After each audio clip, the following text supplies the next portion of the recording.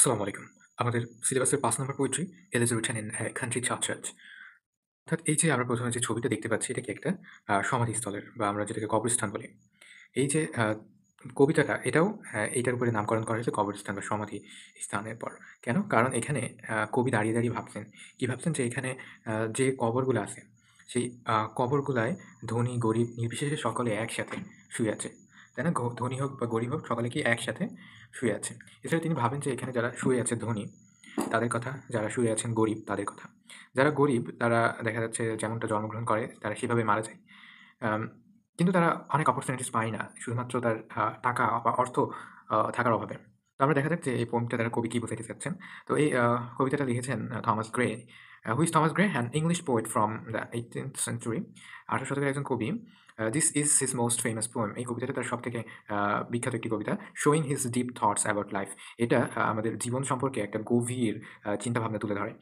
Death and the known poor people. মৃত্যু নিয়ে এখানে বর্ণিত আছে এবং আল্টিমেটলি গরিব মানুষ যারা তাদেরকে নিয়ে লেখা একটি কবিতা। ওকে, সো আমরা থিমটা দেখা যাক। এই কবিতাটা আসলে কি নিয়ে লেখা সেটা দেখি। The main theme is death and equality. আসল যে থিমটা সেটা হচ্ছে মৃত্যু এবং সমতা। কিসের সমতা? আ ধনী গরিবের সমতা, ঠিক আছে? কিসের সমতা? ধনী গরিবের সমতা। মৃত্যু এর ক্ষেত্রে কোনো বৈষম্য নেই। ধনী হোক, গরিব হোক সকলকে মৃত্যুবরণ করতেই হবে। whether rich or poor everyone must die. হোক সে ধনী কিংবা গরিব, প্রত্যেককে মৃত্যুবরণ করাই লাগবে। ঠিক আছে? প্রত্যেককে মৃত্যুবরণ করাই লাগবে। ওকে। তারপরে আমরা দেখি the poem also shows respect for ordinary poor people whose lives and talent may have remained hidden and unnoticed. The poem shows respect for ordinary. এই কবিতাটা কাদেরকে রেসপেক্ট বা সম্মান প্রদর্শন করে? যারা খুবই সাধারণ তাদের প্রতি। ফর ordinary poor people, গরিব মানুষের জন্য। whose lives and talent may remain hidden, যাদের জীবনযাত্রা আমাদের অনেকের কাছেই অপ্রকাশিত হয়ে থাকে বা আমরা অনেকেই সেগুলোকে দেখি না। It encourages humility, reflection, and the importance of living a good life. এটা আমাদেরকে সাহস যোগায় এবং এটা আমাদেরকে কি করে? জীবনের মানে বোঝাতে সাহায্য করে। একটা ভালো জীবন কিভাবে লিড করা যায় সেটা শেখায়। ওকে, টোন আর মুড কি? কবিতাতে যে টোন সেটা হচ্ছে সিরিয়াস। এটা একটা সিরিয়াস কবিতা যেহেতু এটা মৃত্যু নিয়ে লেখা হয়েছে। সো এটা একটা সিরিয়াস কবিতা অ্যান্ড থটফুল। থটফুল কেন? কারণ কবি অনেক বেশি চিন্তাশীল হয়ে কবিতাটি লিখেছেন। And respectful. রেসপেক্টফুল কাদের জন্য? অর্ডিনারি পিপলদের জন্য, গরিবদের জন্য। মুডটা কেমন? কাম, কোয়াইট, স্যাড, রিফ্লেক্টিভ। কাম মানে শান্তভাবে কবি কথাগুলো বলেছেন। কোয়াইট নীরবভাবে বা শান্তভাবে বলেছেন। স্যাড দুঃখের সাথে। রিফ্লেক্টিভ যেটা আ আসলেই সেটাকে তিনি দেখাতে চেয়েছেন। সামারিটা কি? The poet is standing in a quiet countryside graveyard in the evening. কবিতা সন্ধ্যার সময় কি একটা আ কবরস্থানের পাশে দাঁড়িয়েছিল। He sees the graves of poor villagers. সে দেখছিল আ গরিবদের কবরগুলা দেখছিল। অ্যান্ড স্টার্ট থিংকিং ডিপলি এবং চিন্তাভাবনা করতে খুব গভীরভাবে। তিনি একটা কবরস্থানে দাঁড়িয়েছিলেন সন্ধ্যার দিকে এবং সে গভীর চিন্তায় মগ্ন ছিলেন। আ এবং তিনি গরিবদের কথা ভাবছিলেন আ যারা simple life and silent death, যারা সাদামাটা জীবন যাপন করেছে এবং খুব সাদামাটা একটা মৃত্যু দিয়ে তাদের জীবনের অবসান ঘটেছে। সাদামাটা মৃত্যু বলতে কি? যে মৃত্যুর সময় তেমন কোনো আয়োজন নেই, আনুষ্ঠানিকতা নাই। these people work hard. এই সকল মানুষজন কঠোর পরিশ্রম করেছে, lived humbly, খুব খুব ভক্তির সাথে জীবনযাপন করেছেন। and were not famous, এবং তারা কোনো কাজের জন্য বিখ্যাত ছিল না সাধারণত। but their lives were still valuable.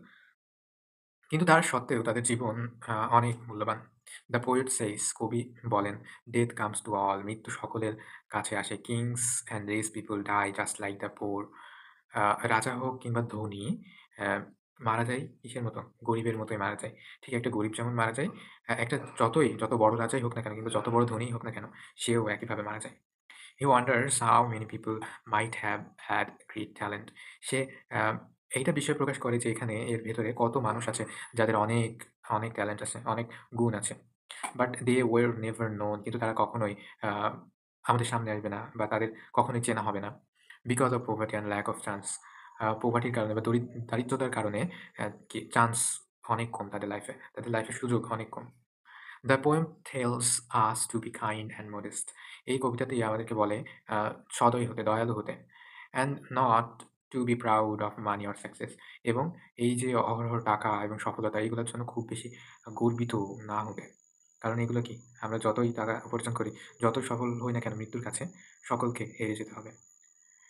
In the and the poet ইমাজিনস his own death, শেষের দিকে কবি নিজের মৃত্যুর কথা ভাবে, and how he might be remembered, এবং ভাবে যে সে কীভাবে সকলের কাছে স্মরণীয় হয়ে থাকবে। নট ফর ফেম, ফেমের কারণে না, বা এই জনপ্রিয়তা বা এর কারণে না, but for being a thoughtful and peaceful person, একটা চিন্তাশীল মানুষ হিসেবে এবং একটা শান্তিপূর্ণ মানুষ হিসেবে সকলের কাছে স্মরণীয় হয়ে থাকবে। তো আমরা বাঁচি আমাদের কর্মের মধ্যে, জীবনটা তো খুবই ছোট। মৃত্যুর পর আমাদেরকে মনে রাখা হবে কিসের মাধ্যমে? কর্মের মাধ্যমে। কিন্তু এখন এই স্বার্থের দুনিয়ায় কাউকে কখনোই মনে রাখা হয় না। যাই হোক, পার্সনিফিকেশন, ডেথ ইজ শোন as a power that lives all people. এখানে মৃত্যুকে একটা শক্তির সাথে তুলনা করা হয়েছে, দ্যাট লেভেলস অল পিপল, যেটা প্রত্যেকটা মানুষের জন্য অবধারিত। Imagery description of life, nature and graveyard scene, এখানে যে বিষয়গুলোকে এমনভাবে ফুটিয়ে তোলা হয়েছে যেন সেগুলোকে আমাদের কল্পনাতে সরাসরি গেঁথে যায়। যেমন কি ব্লেজার বা গ্রামের মানুষদের জীবনযাত্রা, প্রকৃতি এবং কবরস্থান বা যাই বলো না কেন। ওকে, সিম্পল। গ্রেভস বা কবর, এটা দ্বারা কি বোঝাচ্ছে? দ্য এন্ড অফ লাইফ, জীবনের শেষ বোঝাচ্ছে। No matter who are you, কোনো ম্যাটার করে না তুমি কে নাকি এসব কিছু ম্যাটার করে না। এন্ড অফ লাইফ, জীবনের শেষ হবেই। হ্যালোট্রোশন আর metaphor use to create mood and rhythm, এখানে রিদম তৈরি করার জন্য বেশ কিছু মেটাফোর ইউজ করা হয়েছে, অ্যালিট্রেশন ইউজ করা হয়েছে। ওকে, তো রাইম স্কিম অ্যান্ড স্ট্রাকচারটা কি? এখানে যে রাইম স্কিম সেটা হচ্ছে এবি এবি। এখানে স্ট্রাকচারটা কি? এখানে 32টা স্ট্যান্ড আছে, মানে 32টা পার্ট আছে। আবার প্রত্যেকটা পার্টে 4টা করে লাইন আছে, 4 লাইনস ইস ওকে। তো এটা কি, এটাকে বলা হয় কোয়াট্রাইন, মানে 4টা করে যখন লাইন থাকে তখন সেটাকে বলা হয় quatrain. Written in iambic pentameter called elegiac stanza. Okay, এটা আয়াম্বিক পেন্টামিটার, এটা কি সেটা নিয়ে আমরা আলোচনা করেছি অলরেডি। ওকে, মেসেজ আর মোরালটা কি? লাইফ ইজ শর্ট, জীবনটা খুবই ছোট, and death comes to all, এবং মৃত্যু সবার জীবনে আসবে। হোয়াট এভার রিচ আর পোর, ধনী হোক কিংবা গরিব, fame, power and money do not measure in the end. এই যে ফেম মানে আমাদের যে খ্যাতি, এই জিনিসটা, কিংবা শক্তি বা ক্ষমতা, অ্যান্ড মানি এবং টাকা, এইসব কোনো কিছুই আমাদের শেষে আসলে কোনো কিছুই ম্যাটার করবে না। উই শুড লিভ হামলি, আমাদেরকে হামলি বা ন্যায় নিষ্ঠার সাথে আমাদেরকে বাঁচতে হবে। Respect and live for other, এবং অন্যদের চিন্তা করে বাঁচতে হবে। And remember that everyone deserve honour, এবং মনে রাখতে হবে যে প্রত্যেকে সম্মান ডিজার্ভ করে, প্রত্যেককে সম্মান করা উচিত। Even those who remain unknown, এবং তারাও যাদেরকে চেনা হয় না বা যাদের নিয়ে খুব বেশি কথা বলা হয় না, তারাও। ইম্পর্টেন্ট লাইন একটা আমরা এখানে দেখি, পরবর্তী ভিডিওতে আমরা বাকি ইম্পর্টেন্ট লাইনগুলো দেখবো। The paths of glory lead but to the grave, this means even the most successful and powerful people will also die one day.